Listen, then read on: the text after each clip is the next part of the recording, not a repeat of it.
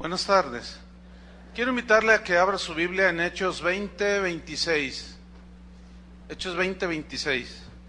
Continuamos con la serie Temas de Importancia para la Iglesia. Tema número 11. Escriba, para los que lo hacen, el tema de hoy: buscando el equilibrio espiritual. Buscando el equilibrio espiritual. Dice Hechos 20:26.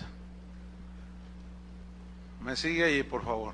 Por tanto, dice Pablo, yo os protesto en el día de hoy, que estoy limpio de la sangre de todos, porque no he rehuido anunciaros todo el consejo de Dios.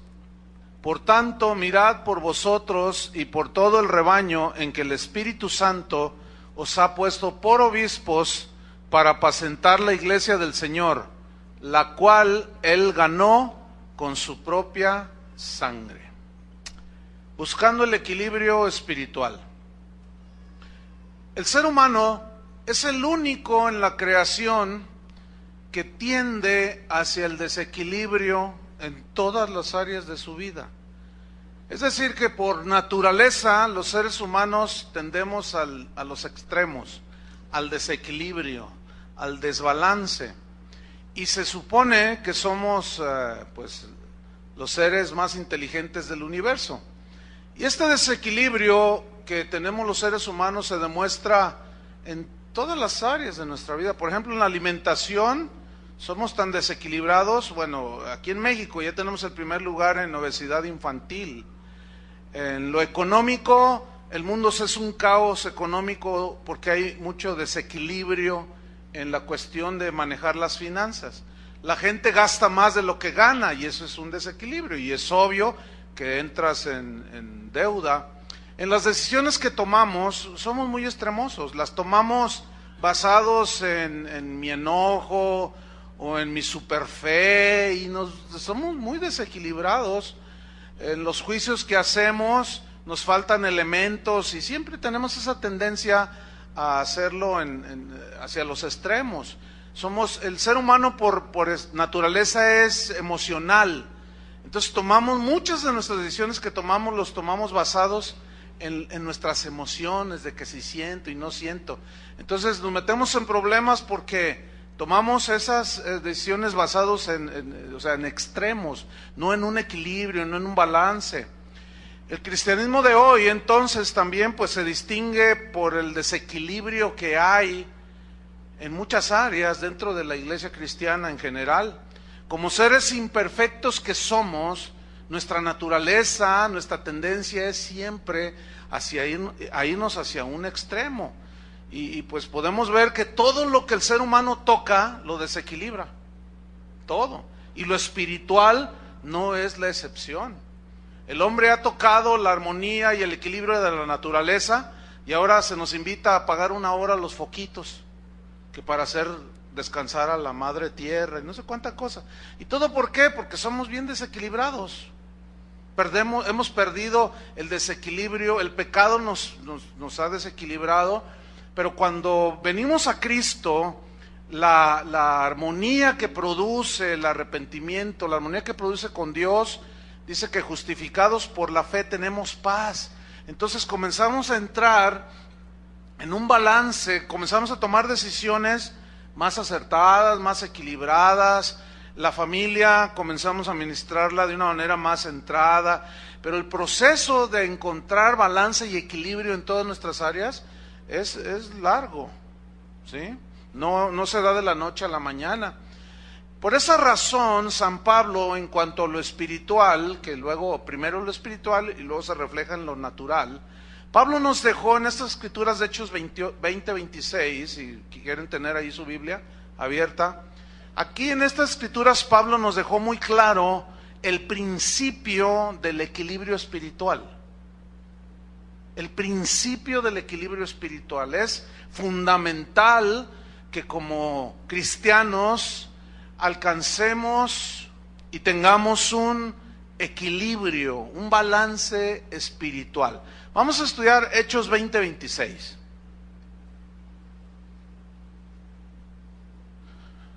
¿Ya lo tienen ahí? Bueno, vamos a leerlo de nuevo. Este es nuestro texto que hemos tomado. Dice así Pablo: por tanto, yo os protesto en el día de hoy que estoy limpio de la sangre de todos. ¿Qué significa estoy limpio de la sangre de todos? En otras palabras, Pablo les dice, miren, si ustedes no fructifican, si ustedes no maduran, si alguno de ustedes se desvía o son engañados, yo no soy el culpable de eso. No soy culpable. ¿Por qué? Déjeme darle un contexto de lo que está sucediendo aquí. Aquí Pablo se está despidiendo de los pastores en Éfeso, de los que a Dios había llamado para cuidar al rebaño de Dios, a la iglesia de Dios. Entonces él les dice, yo protesto el día de hoy, pastores, que estoy limpio de la sangre de todos ustedes. Es decir, ¿por qué les dijo esto? En el versículo 27 está la respuesta de por qué les dijo, yo estoy limpio de la sangre de todos. Cualquier cosa que suceda después de que yo me vaya, yo no tengo nada que ver absolutamente. ¿Por qué? Versículo 27, sígame ahí. Dice, porque no he rehuido anunciaros todo el consejo de Dios. Aquí en este versículo 27 hay dos palabras que debemos estudiar. Una es la palabra rehusar y la otra es la palabra anunciar. O sea, yo estoy limpio de la sangre de todos. ¿Por qué? Porque yo no he rehusado, y la palabra rehusar, upostelo en el griego, significa ocultar algo, significa esconder algo. En otras palabras, miren pastores, yo no soy culpable que si después de mi partida ustedes son engañados o se desvían. ¿Por qué? Porque yo no les he ocultado, yo no les he escondido absolutamente nada de lo que tiene que ver con la palabra de Dios, con el evangelio de Dios. Yo les expliqué a ustedes todo, les hablé una y otra vez, los instruí, les enseñé. Después de esto que me voy, yo estoy limpio de cualquier situación que ustedes vivan. ¿Por qué? Porque yo ya cumplí con mi encomienda de parte de Dios. Yo no les escondí ni les oculté nada. Entonces, la segunda palabra a estudiar es anunciar. Y anunciar viene del griego analgeleo, que significa anunciar algo de una manera detallada. Significa avisar con todo lujo de detalles sobre algo. Significa contar algo de una manera meticulosa, sin omitir detalle. Significa dar cuenta de algo detalladamente. También significa declaración de algo, de un mensaje, pero haciéndolo de una manera muy escrupulosa, con todo lujo de detalle. Entonces el versículo lo leeríamos así, el 26 y el 27. Por tanto, yo os protesto el día de hoy, que si no fructifican, que si algunos se desvían, que si no maduran, que si los engañan los falsos maestros, yo no seré culpable. ¿Por qué? Porque yo no les he ocultado nada, yo no les he escondido nada, les he anunciado el evangelio de una manera tan detallada y tan meticulosa que no me faltó absolutamente nada que anunciarles del evangelio. ¿Por qué dice el versículo 27 mismo? Porque no he rehusado anunciaros todo el consejo de Dios. Y aquí la frase todo el consejo de Dios significa toda la enseñanza evangélica, toda la enseñanza de la palabra de Dios. Ahora, vayan conmigo al versículo 28. Por tanto, dice, esa frase por tanto es muy importante en el versículo 28. ¿Por qué? Porque está ligada al versículo 26 y 27. de que no dejé de anunciarles nada, todo les dije con detalle, no les escondí nada, por lo tanto estoy limpio de cualquier consecuencia que ustedes lleven. Si no caminan conforme a lo que yo les enseñé, ese va a ser asunto suyo, yo tengo mis manos limpias. Por tanto, estoy en el versículo 28, mirad por vosotros. La primera encomienda que Pablo hace a los pastores es: miren por vosotros mismos, cuídense ustedes mismos. Esa era una instrucción que Pablo se la repitió a Timoteo, cuando le dijo: cuídate de ti mismo, Timoteo, y de la doctrina, porque haciendo esto te salvarás a ti mismo y a los que te escucharen. Fíjese qué importante es. Entonces dice: por tanto, mirad por vosotros. O sea, primero, uno como pastor, los pastores debemos de cuidar nuestro corazón, debemos de ver si estamos en la fe, debemos ver y analizarnos si estamos predicando el Evangelio de Jesucristo, debemos ver si estamos haciéndolo de una manera detallada, debemos cuidar de no ocultar nada que los hijos de Dios deben de saber respecto a Jesucristo, respecto a su doctrina, respecto a lo que está escrito en la Biblia. Eso debemos de cuidarlo nosotros. Pero luego les da una segunda encomienda, Pablo, a los pastores. Dice: miren por ustedes, versículo 28, sígame allí, y también por todo el rebaño. ¿Quién es el rebaño? Digan yo. Digan nosotros. ¿Quién es el rebaño? Ok, entonces miren, haciendo una aplicación, nosotros tenemos que ver nuestro propio corazón, analizarnos y cumplir cabalmente nuestra responsabilidad como pastores, ¿sí? Pero para que en segunda instancia nosotros velemos por ustedes, o sea, por el rebaño, que es la iglesia de Dios. Nuestra primera responsabilidad en Casa de Oración Guadalajara son ustedes. No son los que nos están escuchando. Los que nos están escuchando tienen sus pastores. Ellos deben de ministrarlos a ellos. A veces hay gente que me escribe y me regaña que por qué tardé 3 días en contestarles. Le digo: es que yo tengo prioridades. Y la prioridad son las ovejas que Dios me ha encomendado a mí. Y a usted pues, ni lo conozco siquiera, ¿verdad? Entonces, pues hay que aclarar eso porque es importante. Ustedes aquí en Guadalajara son nuestra prioridad. ¿Por qué? Porque es la gente que Dios puso bajo nuestro pastorado, ¿sí?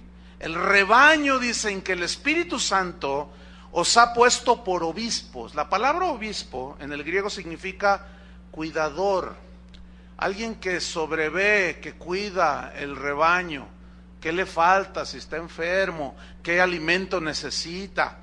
Dice, entonces, el Espíritu Santo, dice, ha puesto a los pastores como esos cuidadores del rebaño. Dice, para apacentar la iglesia del Señor. La palabra o el verbo apacentar significa alimentar. Con la palabra de Dios significa dirigir hacia Dios, entre otros significados. Para apacentar la iglesia del Señor, la cual Él ganó por su propia sangre. ¿Quién la ganó para sí mismo? Jesús. O sea, ustedes no me pertenecen a mí. Ustedes no son míos. Ustedes son de Jesús. Entonces vamos ubicando las cosas. Como pastores aquí en Casa de Oración, Dios nos delegó una tarea para guiarlos a ustedes, para enseñarlos a ustedes, para alimentarlos, para apacentarlos, para que ustedes sigan al Señor lo más fielmente posible. Pero nosotros debemos de mirar por nosotros mismos primero, que no estemos ocultando nada del mensaje del Evangelio. Y que lo que les enseñemos tiene que ser de una manera detallada, para que ustedes sepan de qué se trata ser discípulo de Jesucristo. Entonces, viendo todo esto, nos damos cuenta que nosotros los pastores somos los responsables de enseñar, de anunciar todo el consejo de Dios, no solamente una parte del consejo de Dios, sino todo el consejo de Dios. La pregunta es, ¿y por qué todo? ¿Por qué no solo una parte? Porque Pablo dijo que él estaba limpio de la sangre de todos. Y que ahora él, ¿por qué? Por la razón de que él ya había compartido detalladamente el Evangelio. Y eso es lo que nosotros debemos hacer. Si nosotros como pastores o cualquier pastor solo enseñamos unas cuantas verdades, unas cuantas enseñanzas o doctrinas que están en la Biblia, corremos el riesgo de desviarnos, corremos el riesgo de ser engañados. ¿Por qué? Porque al no haber un equilibrio espiritual, todo se carga hacia un lado, se carga hacia un extremo, se carga hacia el extremo derecho, hacia la extrema izquierda, qué sé yo. Por ejemplo, hay iglesias que dicen, nosotros somos una iglesia netamente misionera, y todos sus mensajes giran en base a las misiones. Y ese es un mensaje en la Biblia, pero no es todo, hermanos. Esa es la parte, no sé qué porcentaje tenga, pero hay muchísimo. Hay que enseñar todo el consejo de Dios. Otros basan su iglesia, dicen, nosotros somos una iglesia de prosperidad, dicen. Y toda la vida se la pasan enseñando mensajes de prosperidad. Entonces, al dar un sobreénfasis en alguna enseñanza, bíblica o no, se corre el riesgo de irse al extremo. Espero me esté explicando. No. Le voy a dar una definición de lo que da la Real Academia Española sobre la palabra equilibrio. Y según la Real Academia Española, por lo menos hay 5 definiciones de equilibrio. Ponga atención. La número 1 es la situación de un cuerpo X que, a pesar de tener poca base de sustentación, se mantiene sin caerse, o sea, permanece de pie. Eso es equilibrio, ¿sí? Otra definición: es un peso que es igual a otro que lo contrarresta. Es como una balanza. Hay un niño por acá, si por favor lo atienden, les voy a agradecer. Entonces está la balanza, está aquí un peso, pero en el otro lado de la balanza está otro peso que es semejante, para que haya un ¿qué? Equilibrio. Ok. Definición número 3. Es la armonía que existe entre cosas diversas. Por ejemplo, se dice que hay armonía en la naturaleza. Todo lo que hay en la naturaleza, todas las plantas, toda la flora, toda la fauna, todo tiene su razón de ser, hermanos. Hay personas que no les gustan los murciélagos porque están medio fellitos, ¿verdad? Y piensan que son vampiros y que en la noche les van a chupar la sangre. Entonces es erróneo, ¿verdad? Error. Los murciélagos cumplen una función muy importante que hace que se mantenga la armonía, el equilibrio en la naturaleza. Porque esos animalitos salen de noche y su alimento evita plagas. De manera que en nuestra ignorancia matamos a los murciélagos y al rato estamos llenos de plagas. Eso es a lo que se refiere, es la armonía entre diversas cosas.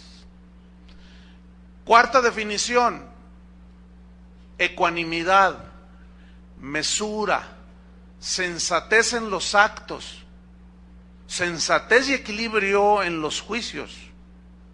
O sea, todo con un equilibrio, ¿sí? Número 5, son acciones balanceadas, encaminadas a sostener situaciones, actitudes, conceptos y opiniones equilibradas. Fíjate, opiniones equilibradas, conceptos equilibrados, balanceados. Por ejemplo, una opinión desequilibrada es la que dicen aquellos que el Guadalajara, las Chivas del Guadalajara, es el mejor equipo del mundo. Eso es totalmente desequilibrado, ¿sí o no? Todos los del América, sí. ¿Por qué? Porque es obvio que no es el mejor equipo del mundo. Pero ningún Chiva Va a decir, nuestro equipo está en el ranking mundial en el 125. No, es el mejor del mundo.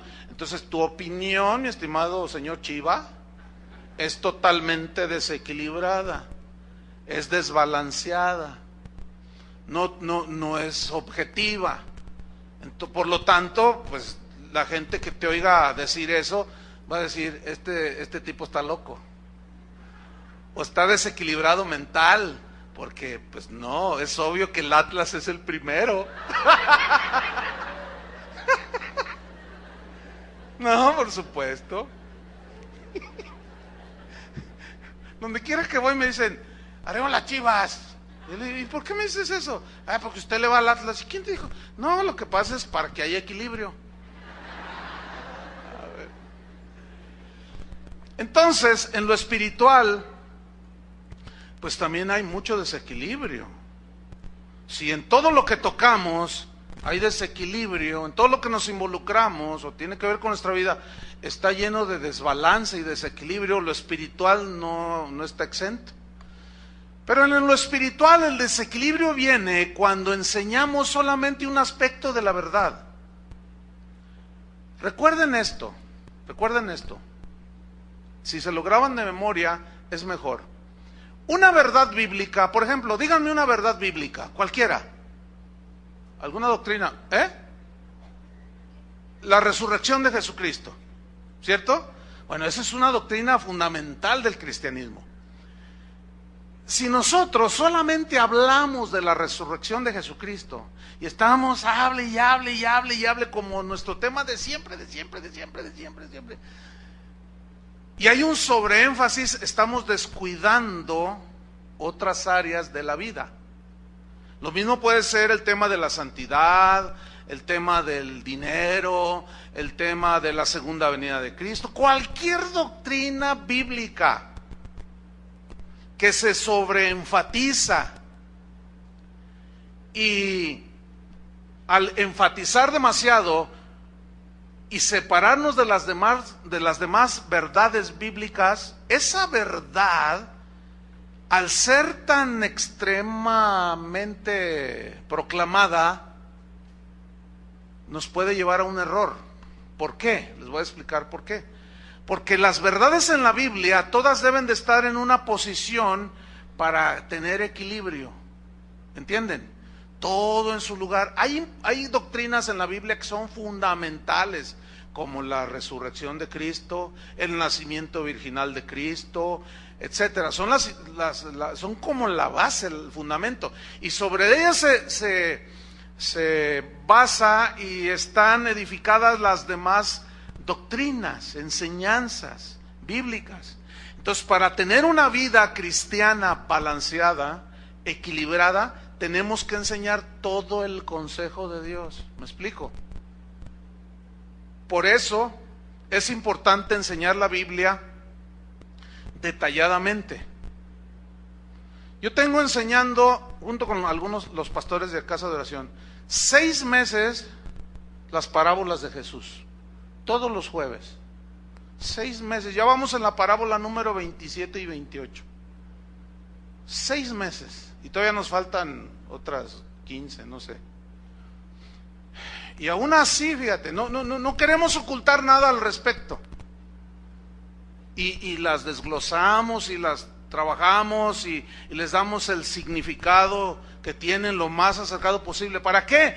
Para que ninguno de ustedes se quede en la ignorancia al no saber algunos aspectos, ¿sí? Que enseñan las parábolas. Por lo tanto, escúchame bien, si alguno aquí no quiere aprender, no aprendes porque no quiere. Es porque simplemente no quiere. Pero les voy a decir una cosa, yo estoy limpio de la sangre de ustedes. Si a usted lo engañan, si a usted lo defraudan, si a usted le mienten y usted se la cree, si usted piensa que seguir a Jesús es amor y paz y aún hay más, ese es asunto suyo. ¿Por qué? Porque en las parábolas de Jesús yo se las he explicado de una manera detallada, como la Biblia me dice que yo debo de hacerlo. ¿Me expliqué? Entonces debemos de enseñar todo el consejo de Dios. Hoy vamos a tocar un tema importante. Todos son importantes para tener un equilibrio. Mire,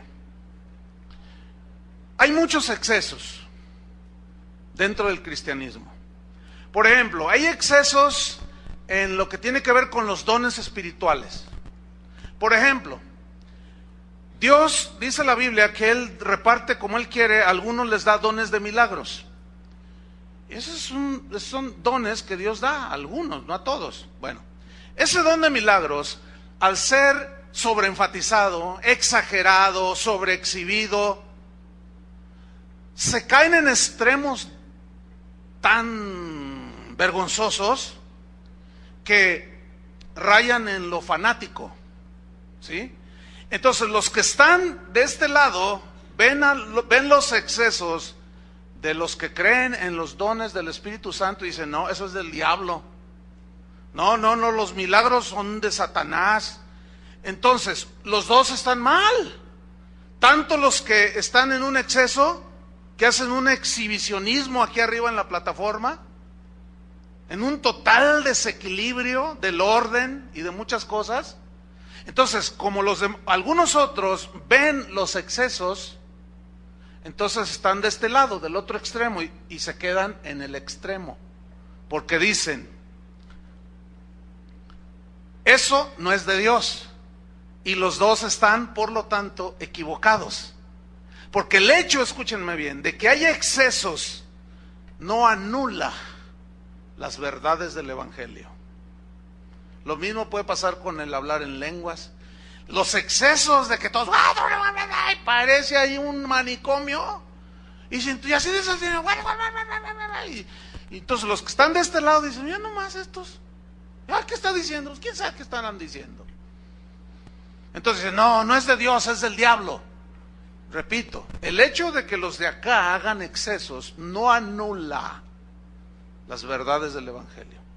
El hecho de que algunos abusan de las ovejas y les quitan su dinero y los asaltan literalmente en las iglesias, no anula que hay una verdad acerca del dar para la obra de Dios.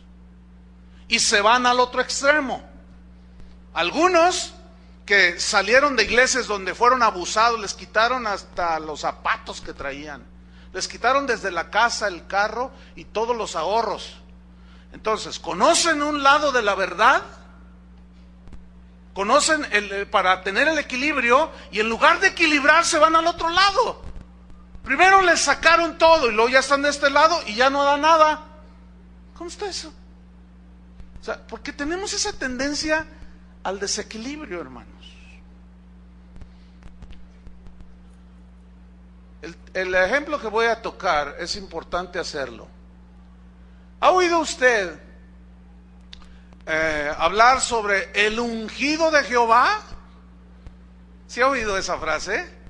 ¿Ha oído eso de no toquéis al ungido de Jehová? ¿Sí ha oído eso? Bueno, hoy vamos a estudiarlo.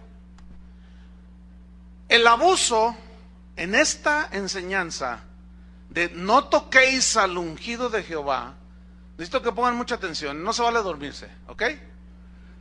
El abuso en esta doctrina del ungido de Jehová consiste en hacerle creer a la gente que el ungido de Jehová puede hacer lo que le da su gana. El abuso de esta doctrina es hacerle creer a la gente que el ungido de Jehová puede hacer lo que quiera y absolutamente nadie debe ni puede decir absolutamente nada. Ese es el abuso. Ahora, hay que hacer el equilibrio aquí. Además de que esta doctrina del no toquéis al ungido de Jehová está basada en el Antiguo Testamento. En el Antiguo Testamento, solo 3 tipos de personas estaban ungidos. Era el rey, el sacerdote y el profeta. Por medio de esos 3, Dios gobernaba, y se llamaba gobierno teocrático, es decir, Dios gobernaba a Israel a través de los reyes, que estaban ungidos con el Espíritu. a través de los sacerdotes que ministraron en el templo y a través de los profetas. 3. Bueno, en el Nuevo Testamento, según la Biblia, todos tenemos la unción del Santo, dijo Juan. O sea, en el Nuevo Testamento todos estamos ungidos. Ya no es el privilegio de unos 3 o de unos cuantos. Porque dice la Biblia que fuimos sellados con el Espíritu Santo de la promesa. Y los que son guiados por el Espíritu, estos son hijos de Dios. Entonces, Dios ahora nos gobierna de una manera directa y personal. ¿Entiende? ¿Cuántos le dan gracias a Dios? Es decir, lo que antes solo era en 3 ungidos, ahora Él ungió a todos sus hijos. Bueno, eso queda establecido. Esta doctrina de no toquéis al ungido de Jehová, la toman como sinónimo de inmunidad espiritual. De que a mí nadie me dice nada, a mí nadie me puede cuestionar porque yo soy el ungido de Jehová, dicen. Y lo basan en el Salmo 105, versículo 15, búsquelo. Salmo 105, versículo número 15. Y vamos a estudiar lo que significa para tener un equilibrio. Cuando lo tenga, diga ya. Salmo 105, versículo 15. ¿Me lo subes afuera, por favor? Poquito, estoy gritando mucho. Salmo 105, versículo 15. ¿Ya lo tiene? Dice así: no toquéis, dijo, o sea, el Señor, no toquéis a mis ungidos, ni hagáis mal a mis profetas. Aquí la palabra clave para entender qué significa no tocar al ungido de Jehová es precisamente el verbo tocar. Según los que enseñan la doctrina, no toquéis al ungido de Jehová es no decir absolutamente, aunque ande en adulterio, aunque sea un ladrón, aunque sea un mentiroso, no toques al ungido, no digas nada. Así lo interpretan, pero es una interpretación errónea. La palabra tocar viene del hebreo naugá, que significa poner la mano encima, golpear con el puño. Significa hacer violencia física. Eso significa no toquéis al ungido de Jehová. Y esto es comprobado por las mismísimas Escrituras. Vamos a 1 de Samuel, capítulo 24, versículo 10. Justamente con los mismos versículos que los creen que tienen inmunidad espiritual usan para esconderse detrás de esa supuesta no toquéis al ungido de Jehová. O sea, no me digas nada, si yo me estoy robando lo que sea, no me digas nada, si yo les quito a ustedes todos los relojes y las joyas, no me digas nada porque yo soy el ungido de Jehová, ¿verdad? Pero la misma Biblia, con los mismos versículos, nos aclara, porque la Biblia habla por sí misma. Nada más que hay que hablarla en todo su consejo, ¿entiende? Espero me esté explicando. Ahí va, 1 de Samuel 24, 10. Ok, antes de leer el versículo 10, déjeme darle una breve semblanza del contexto. Saúl era el rey de Israel. Saúl era el ungido de Jehová como rey. Pero había sacerdotes que eran ungidos y había profetas que eran ungidos. Okay. Aquí Saúl era el ungido de Jehová. Saúl le tenía envidia a David y lo quería asesinar por envidia. Cada rato lo quería dejar clavado en la pared con las lanzas. Intentó asesinarlo varias veces. David era un pastor que había vencido a un león, a un oso, y venció al Goliat. Pero el ungido era Saúl. Y el Saúl tuvo envidia de ese jovencito David. Entonces se fue en una persecución contra David para asesinarlo. Entonces ellos entran, David y sus hombres, entran a una cueva para descansar y resulta que estaba Saúl allí con algunos de sus hombres, dormido. Entonces le dicen a David: allá en el fondo de la cueva está Saúl, le dicen. Dios te lo entregó para que lo mates a tu enemigo. Entonces David dice, no, ¿cómo? Entonces se acerca y le corta un pedazo del manto de Saúl y se lo trae. Entonces se salen, y cuando ya despierta Saúl, David está así en lo alto y le grita, Padre mío, o sea, a Saúl. Y Saúl lo ve y dice, ay, hijo mío, David. Y dice, mira, Padre mío, le dice, Dios te entregó en mi mano, pero no extendí mi mano contra ti, porque dije, no tocaréis al ungido de Jehová. Mira, yo te pude haber matado, David. Mira este pedazo de tu manto. Y él se mira y dice, ay, hijito mío, David, gracias por perdonarme. Y miren lo que dice el versículo 10. He aquí, dice, han visto hoy tus ojos cómo Jehová te ha puesto hoy en mis manos en la cueva. Y me dijeron que te matase, pero te perdoné, porque dije, no extenderé mi mano contra mi Señor. La razón, porque es el ungido de Jehová. Díganme si no está en armonía con el Salmo 105, versículo 5.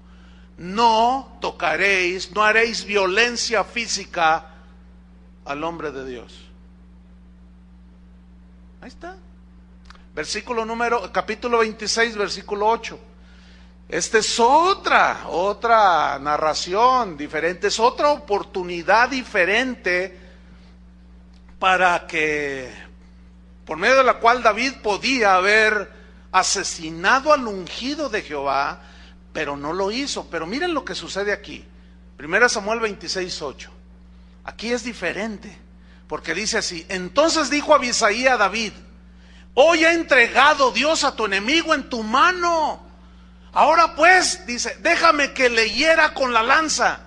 Porque Abisai entendió que David no iba a matarlo, porque David entendía que Dios había dicho, no toquéis a mis ungidos. O sea, no puedes matar, hacer violencia física a uno de mis ungidos. Entonces Abisai le dice, déjame matarlo a mí. Miren lo que le dice: déjame que yo lo hiera con lanza y lo enclavaré en la tierra de un golpe, y yo no le daré segundo golpe, o sea, tipo Z, ¿verdad? El primero, ahí quedó. Versículo número 9. Y David respondió a Abisai, no le mates, porque ¿quién extenderá su mano contra el ungido de Jehová y será inocente? Porque aparte el mandamiento eterno era no matarás. Entonces estamos viendo que el desequilibrio en esto está en interpretar que un ungido puede hacer lo que quiera y nadie debe cuestionarlo. Quienes abusan, malinterpretando estos textos, abusan de la grey y los tienen con una cinta en la boca y no les permiten decir absolutamente nada, aunque sea un delincuente el que está ahí arriba. Y se escudan detrás de esto, no toquéis al ungido de Jehová, porque lo interpretan como que ese versículo a mí me da inmunidad, como los diputados en el Congreso, que hacen lo que quieren con nuestro dinero de los impuestos, hacen lo que les da su gana y nunca nadie les hace nada. Y así se creen algunos ministros. Ahora, fíjese bien, aquí viene el asunto. Si esto de no tocar al ungido de Jehová significara lo que hoy se malinterpreta, que tiene en un extremo a muchos ministros y en un extremo terrible a mucho pueblo de Dios, si esto fuera verdad, entonces ¿por qué sucedió lo que voy a narrar a continuación? ¿Qué sucedió? Muere Saúl. ¿Quién sube al trono? David. ¿Quién era el ungido de Jehová? David. Y comienza a reinar. Un día dice que estaba paseándose arriba allí en el castillo. Y estaba ahí y de pronto miró que se estaba bañando una mujer hermosa. Se llamaba Betsabé. ¿Se acuerdan de esa historia? Segunda de Samuel 11. Entonces David dice que la miró y la mandó traer, reduciendo un poco la historia. Cometió adulterio con ella. ¿Dios aprobará que cualquiera de sus siervos cometa un pecado así y se quede impune? No, ¿cómo creen? Por supuesto que no. Pero no solo cometió ese grave pecado, asesinó al esposo de Betsabé. Wow. Y era el ungido de Jehová. Eso prueba que cualquier ministro se puede equivocar, puede caer en pecado. ¿Me están siguiendo? Ok. Ahora, David sigue reinando y como si nada, su adulterio, pues yo soy el rey, a mí quién me dice qué. Pero resulta que había un profeta llamado Natán. Y Dios le habla a ese profeta y le dice, ve y dile a David esta historia. Y los profetas en ese tiempo, ellos tenían entrada libre, no pedían permiso, ellos se metían a donde estaba el mismo trono del rey. ¿Por qué? Lo mismo hacía el sacerdote. Tenían audiencia sí o sí. Hablaban cara a cara con el rey. ¿Por qué? Porque Dios gobernaba a Israel por esos tres ungidos, profeta, sacerdote y rey. Entonces Natán, profeta, va delante de David y le dice, David, te vengo a contar una historia. Y David, sí que bueno, estoy un poco aburrido, cuéntame algo para entretenerme un poco, porque pues, a ver, cuéntame esa historia. Bueno, mira David, fíjate que había un hombre muy rico, tenía muchas ovejas y gorditas, y no era un hombre muy rico. Y a ese hombre rico le llegó una persona, un huésped, y quiso atenderlo. Y en lugar de tomar una de sus ovejitas y preparársela para que comiera, fue y le quitó su única oveja a un pobre que vivía por allí. Y lo despojó de su oveja y la preparó y se la dio al huésped. Y en ese momento, el celo genuino, real, del ungido de Jehová, del rey David, salió a flote. Y dijo, ¿quién hizo tal? El que hizo eso debe morir. Y él como rey tenía la justicia en su mano para aplicarla. Debe morir, dime quién es. Y Natán le dice, eres tú, le dice. Pregunta. Si no tocara al ungido de Jehová, significara lo que dicen hoy, no tocar al ungido de Jehová. Entonces, ¿por qué Natán fue y confrontó a David? ¿Y por qué David no le dijo, no toquéis al ungido de Jehová? No le dijo nada.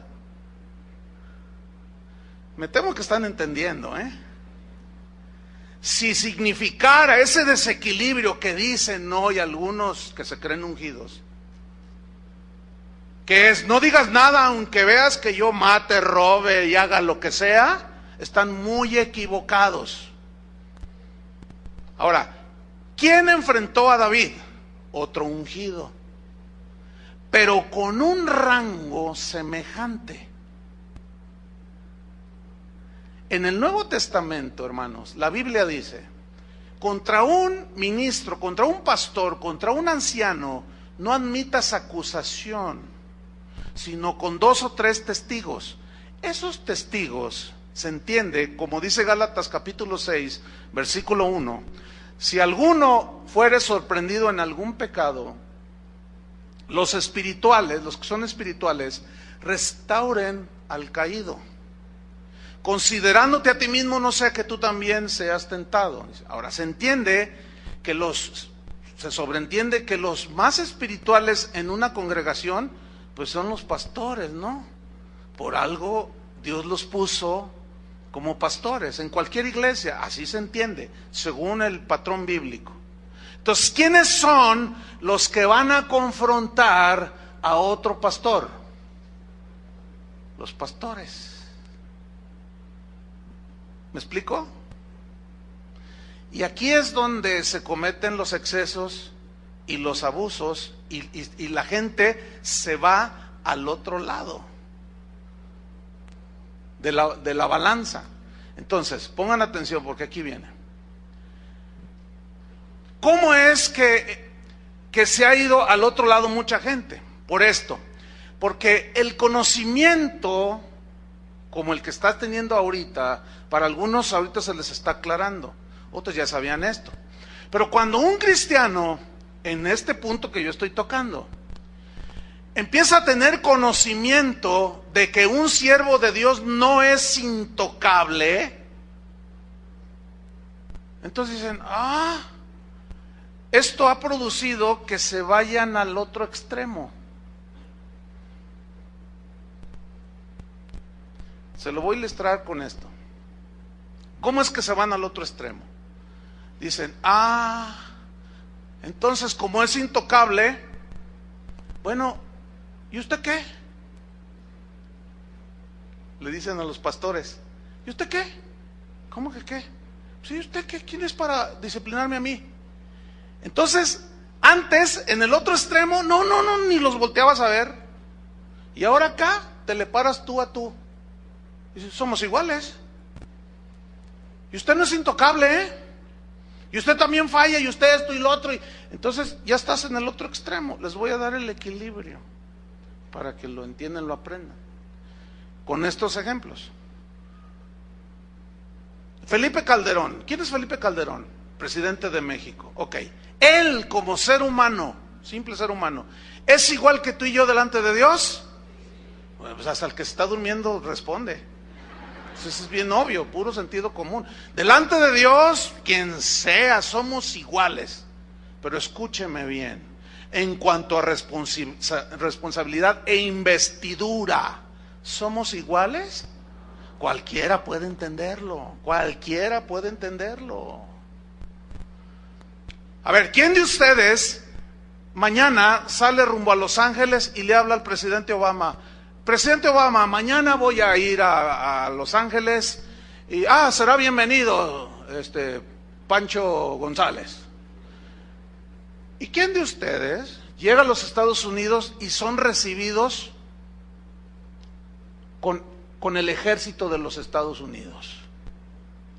Con una banda que toquen el himno nacional mexicano y una bandera, y que te reciban así con honores y te saluden y todo. ¿A quién de ustedes? A nadie. Pero si Felipe Calderón le habla al presidente Obama y le dice, presidente, quiero ir a visitarlo a Washington, no tiene que decir cómo lo reciban. Lo reciben con todos los honores como corresponde a su investidura. ¿Sí o no? Entonces ahí hay una diferencia. Pero se lo voy a poner más facilita todavía. Usted es padre de familia. ¿Cuántos son padres? Ok. Ustedes, sus hijos, como simples seres humanos, ¿son iguales delante de Dios, sí o no? Hasta los que se están durmiendo contestan. Sí, no es difícil entender eso. Ok. Pero en cuanto a responsabilidad e investidura, ¿son iguales ustedes con sus hijos? No, no son iguales. ¿Quién de ustedes estaría totalmente conforme con que tu hijo de 14 años, con la alimentación desequilibrada que les damos hoy, que ya está de tu tamaño, 15 años el muchacho, entonces tú dices, ¿saben una cosa? No los voy a llevar en vacaciones de Semana Santa porque no se han portado bien. No los voy a llevar de vacaciones. Entonces tu hijo de 14 años, que ya está de tu tamaño, se levanta y te mira así al tú por tú y te dice, ¿y tú qué? No, a ver, procuren no reírse porque esto es serio, ¿eh? Ok. ¿Y tú qué? Entonces tú, papá, le dices, ¿qué de qué? ¿De cuándo acá tú tomas esas decisiones? Tú y yo somos iguales. ¿O qué, acaso tú haces bien las cosas? ¿Todo lo haces bien? ¿Por qué te atreves a quitarnos nuestras vacaciones? ¿Es correcto lo que está haciendo este joven? Ven, cualquiera lo entiende. ¿Por qué? Porque son los padres y tienen autoridad, y los hijos, dice la Biblia, deben de respetar a sus padres, ¿sí o no? Pero si ese padre le dice a uno de sus hijos: hijo, ve y vende este kilo de cocaína y tráeme el dinero, pero rápido. Pregunta: ¿debe someterse y obedecer ese hijo a su padre? No. Miren, yo sabía que ustedes eran inteligentes, pero no tanto. Ahora sí ríanse, ¿verdad? Por supuesto que no. Escúcheme bien. Escúcheme bien. Hay un límite en la autoridad que tienen los padres. Hay un límite en la autoridad que tiene un presidente. Hay un límite en la autoridad que tiene un pastor. Y hay un límite que tienen también las ovejas. Y todo debe ser manejado en equilibrio. Los hijos deben saber respetar a los padres. Pero si los padres les dan mandamientos que transgreden la palabra de Dios, los hijos no están obligados a obedecer a sus padres. Lo mismo sucede en la iglesia. Nosotros los pastores tenemos un límite en nuestra autoridad. Abran su Biblia en Hebreos 13. Búsquenlo ahí, Hebreos 13. Versículo 17.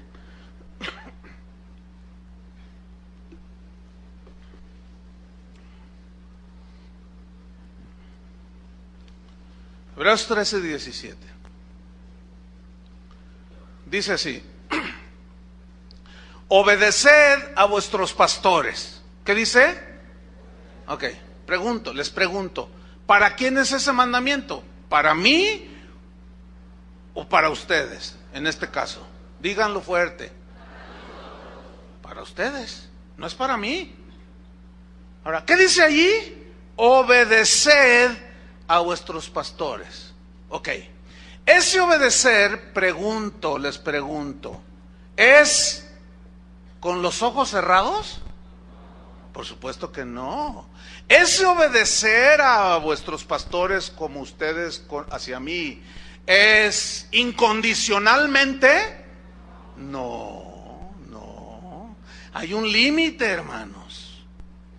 Ese obedecer se reduce a esto. Por ejemplo, si yo les digo: hermanos, por favor, lleven a sus niños allá al cunero, porque como ellos se distraen, luego lloran, y los que están a su alrededor, ellos pierden la concentración, y está el niño llorando y está jugando con la pluma y golpea la silla y se pierde la atención, ¿sí o no? Sí.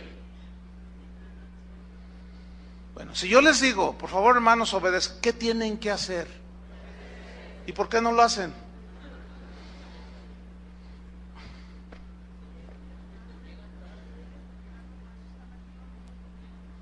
¿Por qué no lo hacen? Ahora, si eso está fuera de la palabra de Dios, mándenme a volar. Se quedaron bien calladitos.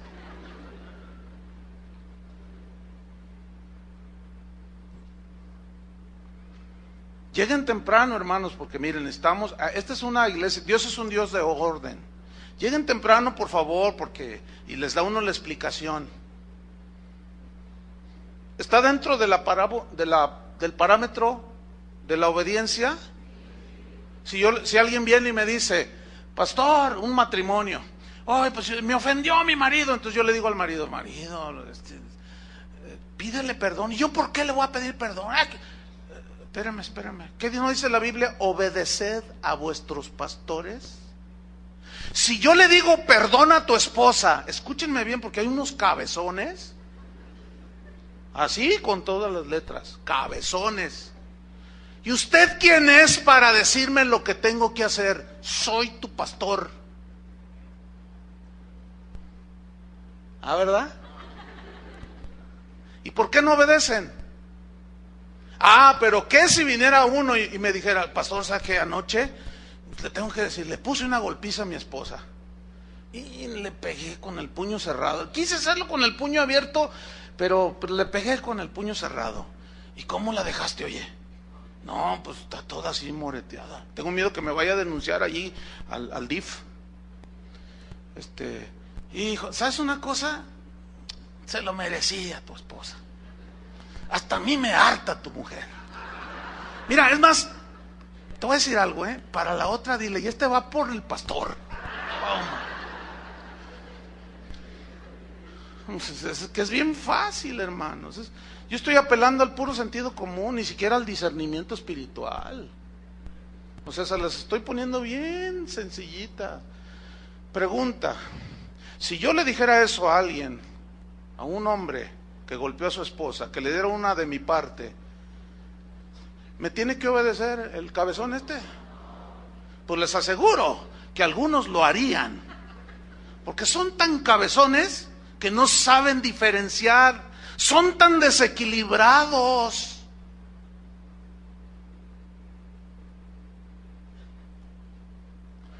Yo no le puedo decir a un hombre que trate así a su esposa, esto es obvio. Y además, si lo haría, no está obligado ese esposo a obedecerme a mí, aunque sea el superungido de Jehová. ¿Me entiende? Usted no está obligado. Entonces, todo tiene su límite porque tiene su equilibrio. No, si pasamos ahorita a cualquiera de los ujieres, a ver, ven para acá. No, ahí te dejamos en tu puesto. Pero si yo pasara a cualquiera y les diría, oye, ¿cómo son los hermanos? ¿Son obedientes? ¿Cómo son los hermanos, hermano? Sí. No, si les doy una instrucción pastoral, hermanos, por favor, miren, sigan las instrucciones de los sugieres, de las edecanes que están para servirles, para que este lugar sea un lugar de orden. Entonces, alguien está sentado allí en el extremo. Entonces, están todas las sillas solas acá, y acá hay otras 3 personas.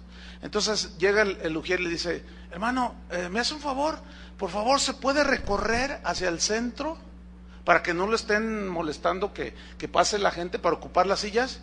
Y está ahí el cabezón y dice, yo me siento donde me da mi gana. ¿Sí o no les dicen así, hermano? Ahí está. Bueno.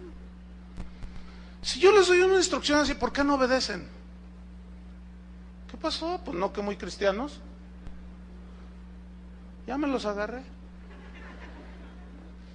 Escuchen bien, les estoy diciendo exactamente todo el consejo en este punto para que haya un equilibrio. O sea, yo soy el pastor, pero eso no me da autoridad de enseñorearme de ustedes. Ustedes son las ovejas, pero usted no tiene ninguna autoridad de venir a reclamarme a mí. ¿Y usted por qué disciplinó a la hermana fulana? Porque sepan que sería equivalente a si tú, Marcial, disciplinas, vamos a suponer así, porque tus hijos ya están grandes, que disciplinas a un niño de 10 años, y luego llega el grandote, ¿verdad? El que ya hasta te rebasó, ¿no? Y dice, ¿qué onda, papá? ¿De qué, mijo? Ponte conmigo. ¿Por qué la disciplinaste? ¿Qué le vas a decir tú? Bueno, ¿y a ti qué tengo que darte explicaciones? Le hago así porque así está tu hijo, ¿no? ¿Y a ti qué tengo que darte explicaciones? Escúchenme bien, hermanos. Como pastores, nosotros ejercemos disciplina en esta iglesia, que es muy diferente a enseñoreamiento. No confundan, hermanos, por favor. Ahora, el hecho de que algunos se enseñorean, pisoteen las ovejas, abusen de ellas, no significa que todos somos iguales. Y el hecho de que algunos abusen no anula la verdad de que debe de haber disciplina en la iglesia, ¿sí o no? No la anula. Pues esto es constante por los desequilibrios que hay. Disciplinamos a alguien, siempre tratamos de ejercer la disciplina con todos los elementos y siempre es una disciplina correctiva, para que la gente reaccione y se alinee y entre en el equilibrio y siga creciendo. Entonces, disciplinamos eventualmente a alguien y acepta la disciplina, pero está allí, pero está así con cara de no sé qué, de pocos amigos. Y luego al rato te habla por teléfono: ay, hermano, oye, ¿qué pasó? Te noto, es que me disciplinaron, es que el pastor, es que quién sabe, ¿cómo quiso eso el pastor? Ay, sí, como si él sí fuera. Y empieza el rollo, empieza el asunto, y luego llegan y, oiga, no, ojalá y lo hicieran así, cuando menos, ni siquiera vienen con uno, y empiezan a soltar sus tonterías por afuera con otros. ¿Ya supiste que disciplinaron al hermano que se metió con otra? Ay, oye, pues tienes razón sí, pero ¿a poco ellos son los ungidos de Jehová? Él mismo dice que no hay ninguno intocable. No te confundas, compadrito, ubica bien las cosas. Hay que llamarle pan, pan, y al vino, vino, así dice la Biblia, ya ven, ¿no? Y se confunden, ¿por qué? Porque no saben entrar en el equilibrio, no saben entrar en el balance. Entonces al rato se meten en problemas. Estaban en problemas cuando estaban en una sumisión bajo un cacique. Y luego se van y tenían problemas. Y luego se van al otro lado donde ya te sientes igual a todos. Delante de Dios sí lo somos. Pero resulta que ya en cuanto a posición, por oficio y responsabilidad, no somos iguales, hermano. Conmigo ha venido gente y dice: ¿usted qué se cree aquí? Pues nada, nomás el pastor. Nada más. ¿Y usted no tiene autoridad? ¿Ah, que no? Por supuesto que la tengo. Repito, el hecho de que algunos abusen no anula las verdades del Evangelio. Y hay disciplina en la iglesia, ¿sí o no? Entonces, ahora sí que entonces, ¿por qué no obedecen? Ustedes deben de saber dónde está esa línea, ¿eh? Mientras no sea algo que sea un enseñoramiento, un abuso de autoridad, mientras no sea que nos podemos equivocar eventualmente, ¿eh? Pero eso no nos hace falsos profetas, entiéndanlo. Porque si así fuera, hay que saber distinguir los que son los falsos profetas de los que son ministros genuinos del Evangelio, pero que se equivocan. Pedro era un verdadero hombre de Dios, ¿sí o no? Y se equivocó. Y nadie lo tachó de falso profeta. ¿Verdad que no? Pablo igual. Mucha gente en la Biblia, hombres de Dios, se equivocaron, pero seguían siendo hombres de Dios que reconocían y seguían adelante. Y hay que saber distinguir el trigo de la cizaña. Es difícil, yo lo sé. Pero bueno, tenemos que crecer. No podemos seguir igual en ese estado espiritual tan desequilibrado. Si ustedes fíjense cómo son los niños, en todo lo que hacen son desequilibrados. No estoy hablando de desequilibrados mentales, desequilibrados en sus juicios, en sus gustos, en sus acciones, en sus reacciones. Todo es exagerado, tendencioso hacia los extremos, ¿sí o no? Lo mismo sucede en nosotros como gente de Dios. Sigo allí en el versículo Hebreos 13:17, dice: obedeced a vuestros pastores, dice, y sujetaos a ellos. Sujetaos a ellos. ¿Qué es la sujeción? Es la sumisión. ¿A qué? A toda la instrucción que se les diga en la palabra de Dios. ¿Se entiende, verdad? Ahora, si hay un abuso, repito, si de pronto digo aquí: hermanos, Dios me dijo que ustedes me van a regalar sus relojes, vengan aquí, siembren en la casa del Señor, siembren para el siervo. A ver, empezamos por los de acá. A ver, Chuy García, ponles la muestra, ándale. Vengan aquí, déjenme todos sus relojes aquí. ¿Y usted tiene que hacer eso? Claro que no, ¿por qué? Pero si les decimos: vamos a recoger los diezmos y las ofrendas. Ah, ¿verdad? ¿Qué? ¿Allí no? ¿Y por qué no lo hacen? ¿Ven? A muchos estaban en el otro extremo, les quitaron todo, vienen al conocimiento del otro área de la verdad y para equilibrarse, y se van al otro lado y ya no dan nada, no disparan ni en defensa propia, no dan nada. Dicen, no, ¿por qué? No, ¿por qué? El hecho de que algunos abusen cuando recogen las ofrendas y duren hasta 1 hora cada servicio, y no te comas la semilla, y ladrones se van a ir al infierno, y 1 hora, y la predicación dura 10 minutos, cada domingo, se recogen hasta 7 ofrendas, que para esto, que para el otro, que más allá, y que no sé qué. El hecho de que unos hagan esos abusos, porque eso es abuso, eso es un extremo, una exageración, no significa y no anula que hay una verdad de que todos los hijos de Dios deben de dar. Y muchos de ustedes ya se fueron al otro lado, pero eso les voy a hablar el siguiente, de hoy en 8, para que no vengan,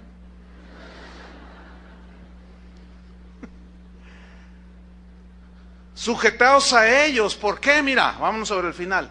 Porque ellos, ¿quiénes son ellos? Nosotros los pastores. Velan por vuestras almas. Ahora, yo entiendo que hay pastores que no velan ni por ellos mismos. Que ellos nada más ven para sí mismos. Se protegen ellos mismos, buscan para ellos mismos, y las ovejas no les importa nada. ¿Saben cuál es la manera más fácil de detectar cuando a un pastor no le interesan las ovejas? Cuando les enseñan puras tonterías, y cuando no les enseñan la palabra de Dios. Si yo como pastor tuviera intenciones oscuras de quitarles lo suyo, etcétera, yo no enseñaría lo del ungido de Jehová como lo estoy enseñando. ¿Sí o no? Porque ahí ya me estoy anulando. Entonces, no, si yo tuviera intenciones escondidas, diría, no les enseño, no, al contrario, cállese. Aquí yo mando. Y el que no, se puede ir. Y si se va, la maldición de Tutankamón cae sobre ti. Así es que donde naciste, aquí te quedaste. Y si te quieres morir, aquí te mueres. Pero de aquí no te vas, porque si te vas... ¿Esa es predicación? ¿Esa es exposición de la Biblia? No. Pero al enseñar las dos partes, vamos rumbo a un ¿qué? A un equilibrio, a un balance. Eso para mí es la paz, es el descanso. Porque a mí yo mismo me marco el límite para no abusar. Y ustedes también ya van a saber marcar el límite si alguno de nosotros alguna vez sale con algún rollo. Ustedes ya saben marcar el límite. Y así se protege la vida espiritual de una iglesia. Por eso Pablo decía a los pastores, yo estoy limpio de la sangre de todos ustedes, porque no he rehusado, no he rehuido, no les he escondido nada, les enseñé todo el consejo de Dios. No solamente una área, el que cree todo le es posible. ¿Todo? No todo, ya lo hemos visto, ¿no? ¿Ven? Todos los temas que hemos visto de esta serie llevan ese propósito, de equilibrar la balanza, hermanos. Me acaba de mandar un correo a alguien, me dice, pastor, cuando está un endemoniado ahí, ¿lo podemos ungir con aceite? ¿De dónde sacan eso? Ungiréis a los endemoniados con aceite. ¿Dónde dice? Bueno, ¿y eso por qué? Porque algunos ungidores ungen todo, exageran, se van a un extremo y al rato ya andan hasta ungiendo endemoniados, hazme favor, y ungen el carro y ungen las llantas para que no se pinche la goma. Dije una expresión sudamericana para que me entiendan, ustedes ya saben. Porque luego se poncha la llanta y allá la llanta es el rin, imagínense. Entonces se poncha el rin, no, la llanta no se poncha. Por eso hice esa explicación. Entonces, vamos a terminar con el versículo. Porque ellos velan por vuestras almas como quienes han de dar cuenta. ¿Quién va a dar cuenta? nosotros por ustedes. Pero luego, para equilibrar el asunto, fíjense cómo se dirige a los pastores, luego a las ovejas, a los pastores, a las ovejas. Ahí está. Como quienes han de dar cuenta para que lo hagan con alegría. ¿Para que hagan con alegría qué? Obedecer y sujetarse. ¿Y eso para quién es? Para ustedes. Para que lo hagan con alegría y no quejándose. No quejándose. Descansarían los edecanes, ¿verdad? Si la gente no se quejara, ¿verdad, hermano? Porque se quejan de todo. Hace calor, luego le prenden, hace frío.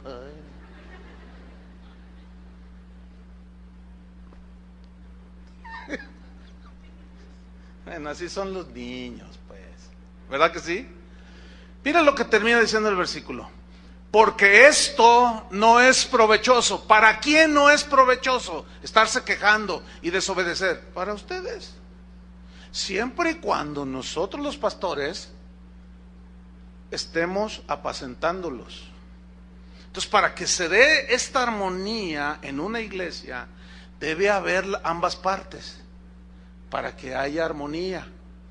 Y déjenme terminar con esto. Es algo muy interesante. Mire, en la naturaleza y en todo lo que Dios hizo, todo tiende a equilibrarse. Siempre tiende toda la naturaleza a buscar el equilibrio. Por ejemplo, un animalito, cuando se siente enfermo, solito va y busca ciertas hierbitas. ¿Se ha fijado? Y las come y luego ya se alivia. Porque él sabe que está en un desequilibrio, bueno, su instinto lo hace entender. Todo tiende hacia buscar el equilibrio. Y nosotros no. Eso es penoso. Mire, con este ejemplo se lo ilustro y terminamos. Si usted tiene una vara un fierro, que usted lo puso al fuego y alcanza la temperatura de 300 grados centígrados, y ahí lo tiene usted, 300, está incandescente, está rojo, y usted tiene un lebrillo, un balde, con agua a 4 grados centígrados de temperatura. Entonces, si usted mete ese fierro al agua con 4 grados de temperatura, hay una reacción en ambos, ¿no? Hay una reacción en el agua y hay una reacción en el fierro. El fierro no puede permanecer a la misma temperatura, ni tampoco aumentarla, ¿no? Y la reacción del agua también tiene sus propiedades. Entonces, ¿qué sucede si yo meto ese fierro de 300 grados centígrados en el agua que tiene 4 grados? Según gente de números, los físicos hacen esta ecuación, dicen 300 grados centígrados más 4 son 304 grados en suma, en conjunto. Pero miren lo que hace el equilibrio. Metes la vara y en lugar de aumentar o disminuir, después de un rato, tú tomas la temperatura del agua, del fierro, y es exactamente la mitad de los 304 grados. Increíble. ¿Por qué? Porque todo tiende a buscar el equilibrio. Todo, absolutamente todo. ¿Por qué llueve? Porque tiene que haber riego. ¿Entienden? Y podemos poner 20,000 ejemplos. Todo tiende a buscar el equilibrio. Hermanos, nosotros, la máxima creación de Dios, debería de hacer lo mismo, ¿no es verdad? Siempre buscar, encontrar el equilibrio en todo. Oremos. Señor, te damos gracias por tu palabra, que verdaderamente nos enseña. Te pedimos, Padre, que tu buen Espíritu siempre nos esté revelando las cosas, porque no podemos quedarnos en ningún extremo. Los dos son malos. Los dos nos van a traer perjuicios. Los extremos nos van a traer dolor, nos van a traer frustración, nos van a traer ponernos en situaciones que no nos corresponden, hacer papeles que no son los nuestros, tomar actitudes, decisiones equivocadas. Danos sabiduría, Señor, porque tu palabra es hermosísima, es preciosa. Y nosotros los seres humanos, que somos desequilibrados en todo porque el pecado trastornó la armonía que había contigo y nos separó de ti, Señor. Pero cuando tú enviaste a Jesucristo a morir por nosotros en la cruz, cuando uno de nosotros, cualquier persona, se arrepiente reconociendo que es un pecador y que necesita tu gracia, en ese momento viene el perdón de nuestros pecados. Y tu palabra dice: justificados pues por la fe tenemos paz para con Dios. Y en ese momento se inicia el proceso de arreglar cada área de nuestras vidas. Y esos desequilibrios que hay en nuestros matrimonios, en nuestros trabajos, nuestras reacciones, nuestro carácter, todo, al entrar en armonía contigo, Padre, comienza ese proceso. Tu Espíritu Santo es de armonía, tu Espíritu Santo es de unidad, y comienza el Espíritu Santo a hacer una obra en nosotros por la palabra, y comenzamos a armonizar con nuestra esposa, con nuestros hijos, con nuestro prójimo. Y cuando hay un momento para que la armonía, el equilibrio se rompa por ofensas, ahí está el perdón, para entrar una vez más en esa armonía, en ese equilibrio. Señor, enséñanos. En la vida espiritual es muy semejante a lo que sucede a nuestro alrededor. Gracias porque tú nos estás llevando a obtener ese equilibrio, ese balance. Y como decía San Pablo, acomodando lo espiritual a lo espiritual. Cada cosa en su casillero, en su lugar. Para de esa manera, de una manera equilibrada, llamar a lo malo malo, a lo bueno bueno. Porque a veces a lo malo le llamamos bueno y viceversa. Danos sabiduría, Señor. Gracias porque tú has formado así la iglesia de gente imperfecta, gente perdonada, ciertamente lavada con tu sangre, pero imperfectos. Ciertamente nadie de aquí está exento de equivocarse. Pero tú has dado palabra, has dado escritura, has dado dirección de cómo la iglesia puede seguir adelante. Y cómo a algunos les das una investidura como responsables, a otros simplemente tú los añades para que sean dirigidos, pastoreados. Y cada uno debe de cumplir su responsabilidad, sin abusos, sin extremos. Reconocemos que somos extremosos, Señor, y estamos aprendiendo. Sigue enseñándonos cada día, Padre. Danos esa armonía en las áreas que necesitamos, ese equilibrio, Señor, para no tropezar, para no caernos y dañarnos. En el nombre de Jesucristo te damos las gracias, Señor. Amén. Que Dios les bendiga a todos.